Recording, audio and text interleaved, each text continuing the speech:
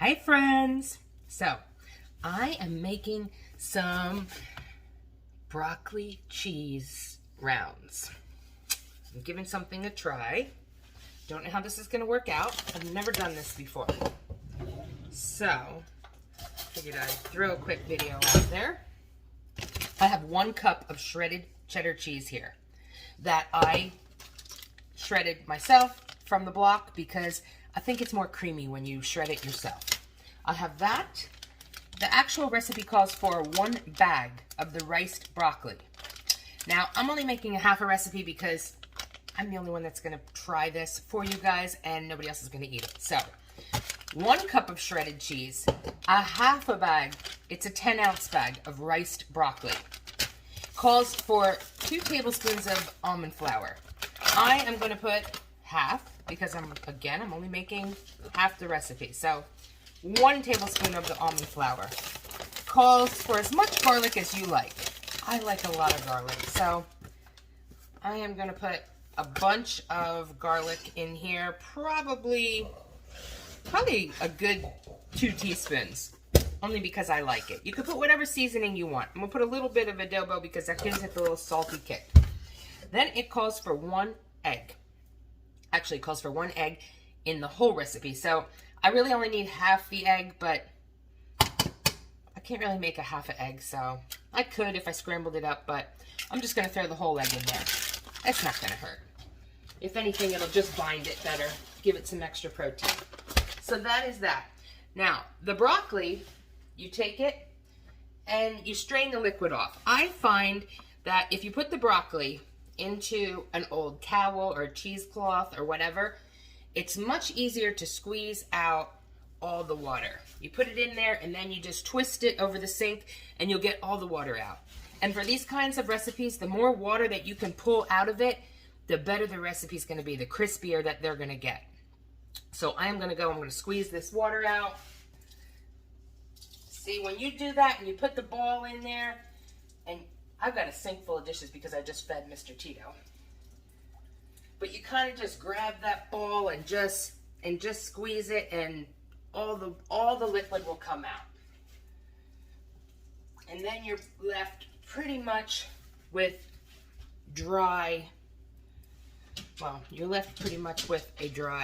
ball of broccoli that we're going to break in half because we don't need the whole bag. We're only making a half a recipe. But again, anytime that you're working with the rice cauliflower or broccoli, put it in a towel and wring it out. You'll get all the extra crap out of there. Then we're going to mix this all together, this cheese and broccoli mixture with the egg. Again, 1 tablespoon of the almond flour. Mix these babies up really, really good. And then I have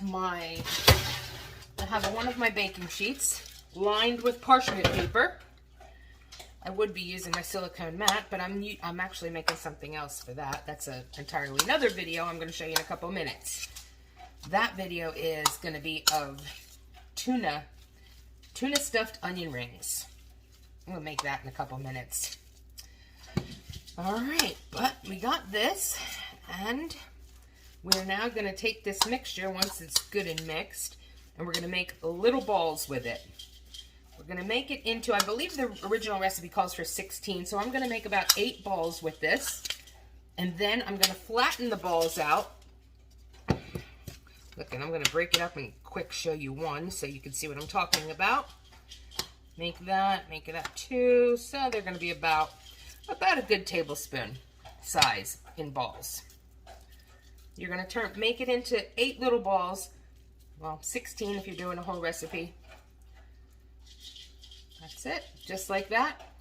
And we're going to put those 8 balls on the cookie sheet. And then when we're ready to bake them in a couple minutes, we're going to flatten them out a little bit, which I'll take a picture and I'll post the picture. And then we're going to pop them in the oven and I will be back to show you the results. Okay, friends, so I got the little broccoli bites going, smashed them all down. I'm about to put them in a 400-degree oven, but I am also making some tuna melt. onion rings. Tuna melt onion rings. So, you whip up your favorite tuna salad. Everybody has their own. Some like eggs, some don't like eggs in their tuna. Some like chopped up celery and onions, some don't. Me personally, I like my tuna. I like the white albacore tuna from the can. And I like the pickle relish mixed in with mine. Mayonnaise, pickle relish, and that's my tuna. So you whip up whatever kind of tuna that you like. Then you clean your onion. Take your onion and cut 3/4 inch slices. And then you're going to basically like take rings of it. You're going to put your rings on your baking sheet on top of your parchment paper because that makes easy cleanup when you use parchment paper. And then you're basically going to fill your rings with the tuna. I'm going to fill one and I'm going to show you what I'm talking about. You stuff those onion rings with your tuna.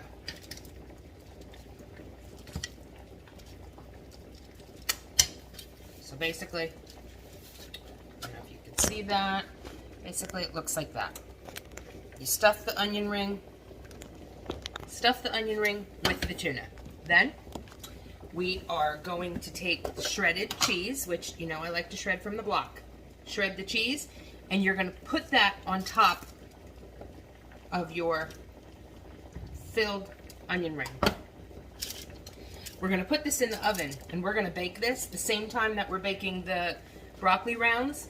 And as this bakes, it's going to melt, and we are going to flip them over halfway through, and we're going to put cheese on the other side also. And these are going to be super yummy. And I will show you the final product of both of them when they come out of the oven.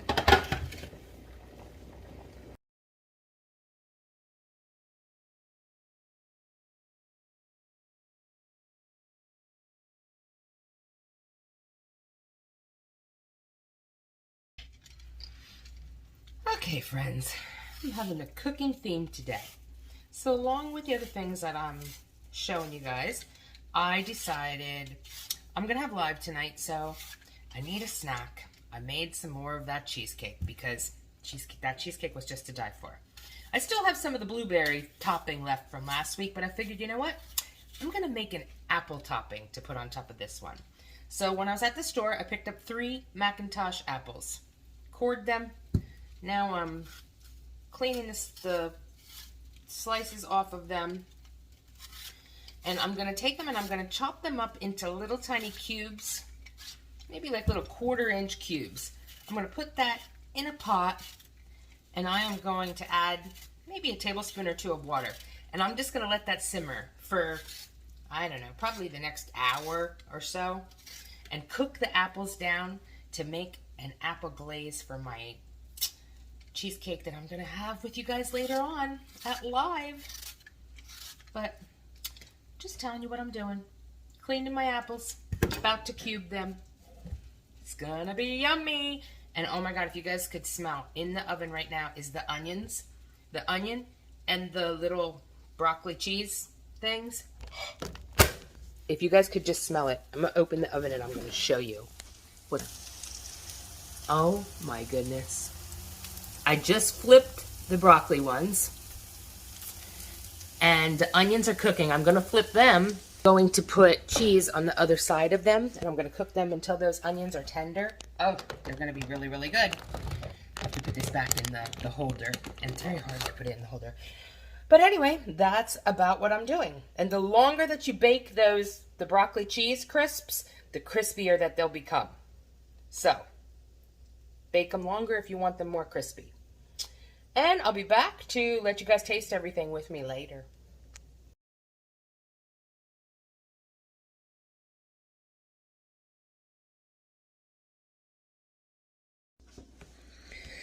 All right, my gorgeous friends. How's everybody doing out there? I know I'm going to see you guys later on live, but I did all my cooking here. I'm very excited.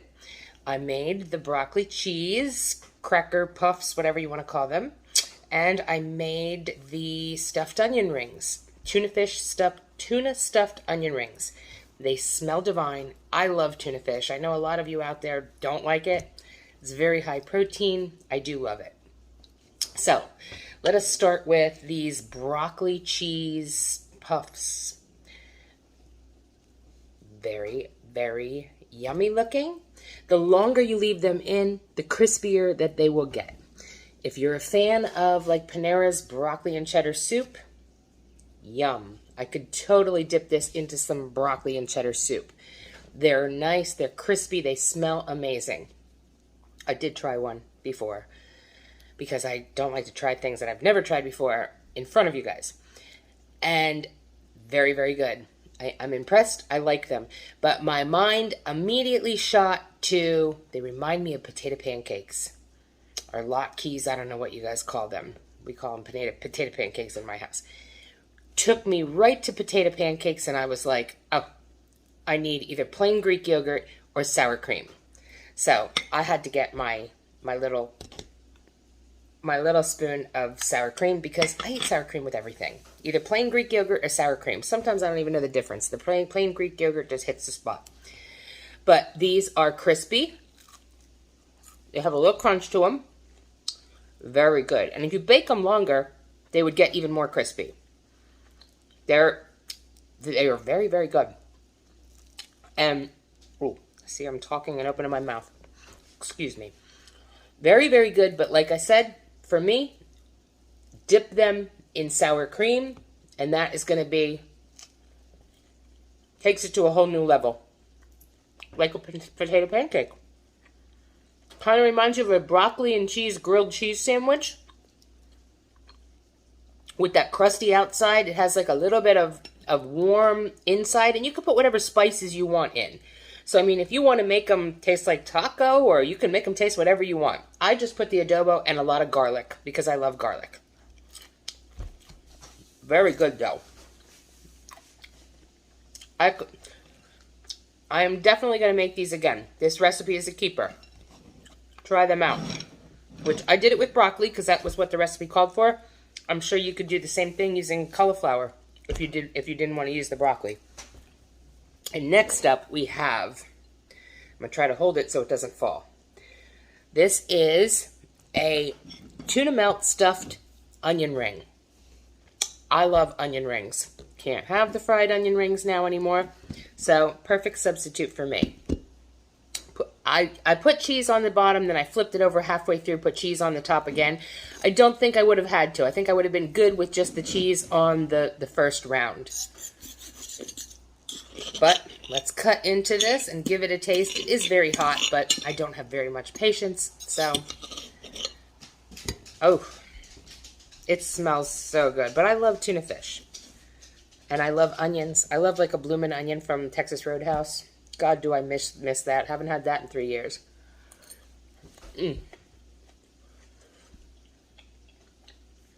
Very good. The onion is amazing, on point. The crispy cheese kind of gives it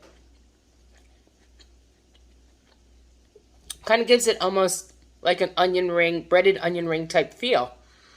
Now, depending what you mix because I mix my tuna with sweet pickle relish. So that really shines through, comes through strong. Now that I'm thinking about the whole Texas Roadhouse thing and putting a swing onto things, I would take my white albacore tuna and instead of mixing the mayonnaise and the relish, make the sauce that you put on the dipping for the Vidalia onions. Mix your tuna with that. This would be like a blooming onion. Like a blooming onion tuna melt. That would taste really good with that sauce. Just the white albacore tuna mixed with that blooming onion sauce. Stuff that inside the onion. Put the cheese on top. Bake it. Both of these, I must say today, are winners. And I do have some that are not winners, but both of these I like. My cheesecake is setting up in the fridge, and I'm sauteing some apples. Later on with live, I'm going to have that with you on the air. So, we'll see you guys later, but I'm totally going to finish this tuna melt onion ring because it's very good. And I'm going to have some of my broccoli cheese Lockies. That's what I'm going to call them. See you guys later.